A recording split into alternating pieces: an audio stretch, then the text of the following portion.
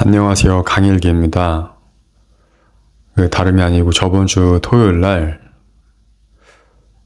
처음인 것 같아요. 제가 결혼식을 살면서 여러 번 가보긴 했는데, 근데 이제 정말 친한 친구, 정말 중학교 때부터 오랜 시간 알게 된 친구가 결혼한 거는 처음이었어요. 정말 누구보다도 진심으로 축하해주고 싶었고, 잘 살라는 말을 전해주고 싶어가지고, 고민을 하다가 편지 하나를 써가지고 전달도 했어요. 축의금도 좀 넉넉하게 넣고.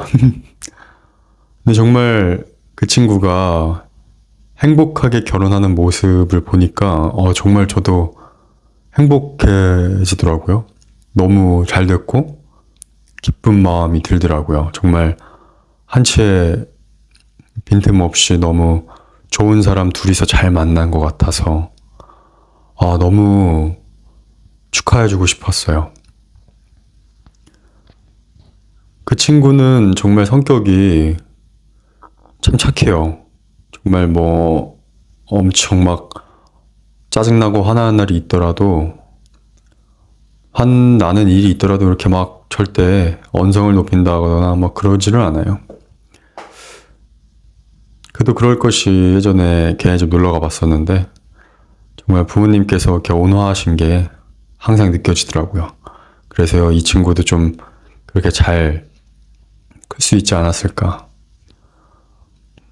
아무튼 좀 소감을 한번 이렇게 영상에 담아두고 싶어서 카메라를 켰습니다.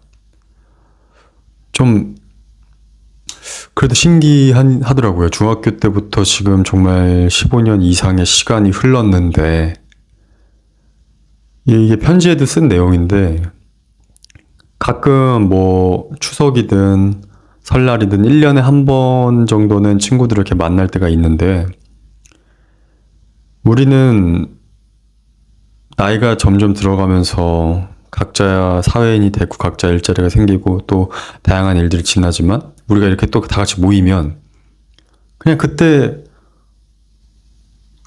그 고등학교 한 반에 모인 여전히 어린애 같기만 한 거예요. 근데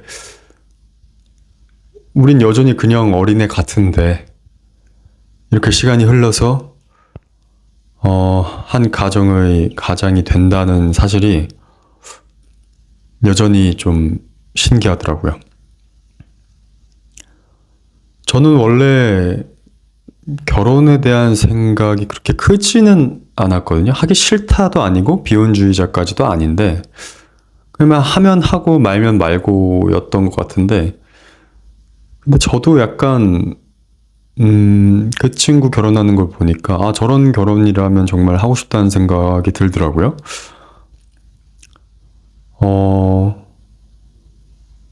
둘이 직장에서 알게 된 사이인데 공적인 일로 자주 이렇게 대화해야 될 일이 있었던 것 같아요. 근데 단 한 번도 일적인 일로, 공적인 일로 둘이 다툰 적이 없다고 하더라고요.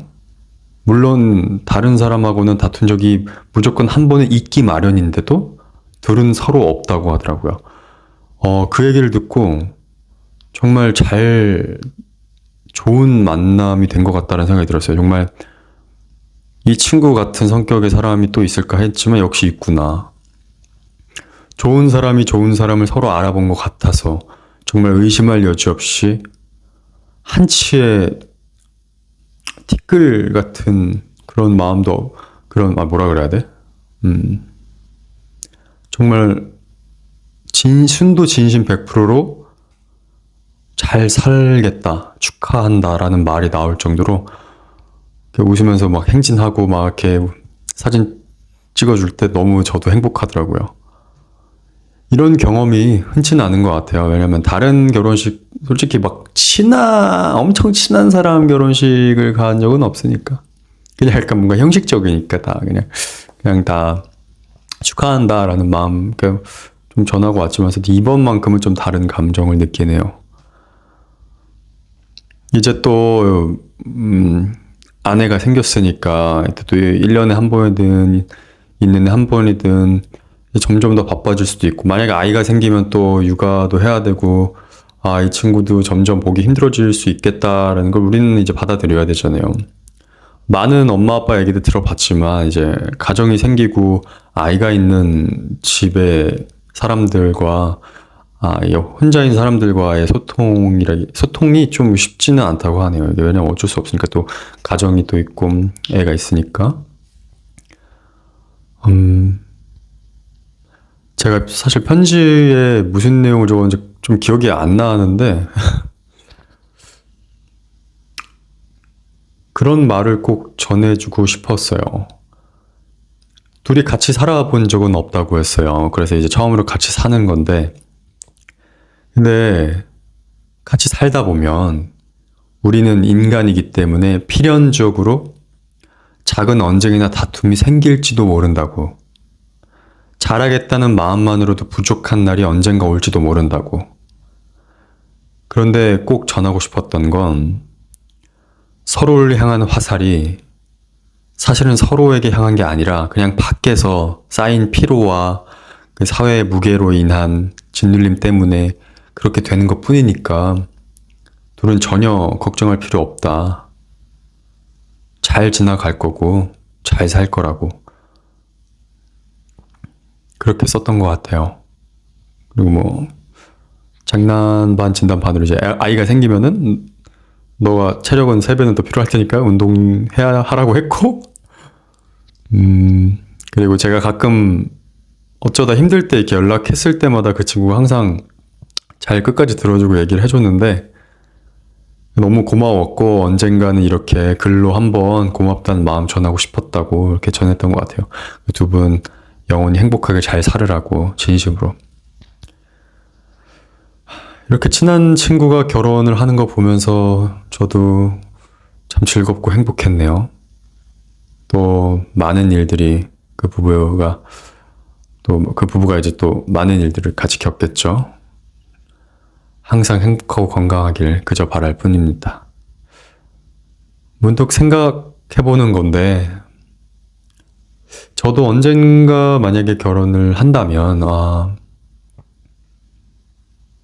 저 친구처럼 좀 해보고 싶다라는 생각이 또 들기는 하는 것 같아요.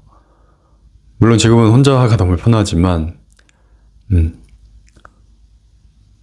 결혼이 뭘까, 언제 해야 될까에 대해서 이런 걸 많이 찾아보고 들어보고 해봤지만 저한테 가장 와닿는 말은 그건 것 같아요. 법륜 스님이 책에 써놓으신 건데, 스님의 주례사라는 책에서 혼자 있을 때 외롭지 않고 같이 있을 때 맞춰주는 것이 귀찮지 않을 때 결혼을 하는 게 좋다라고 말씀을 하셨는데 그게 정말 정답이라고 저는 생각을 해요.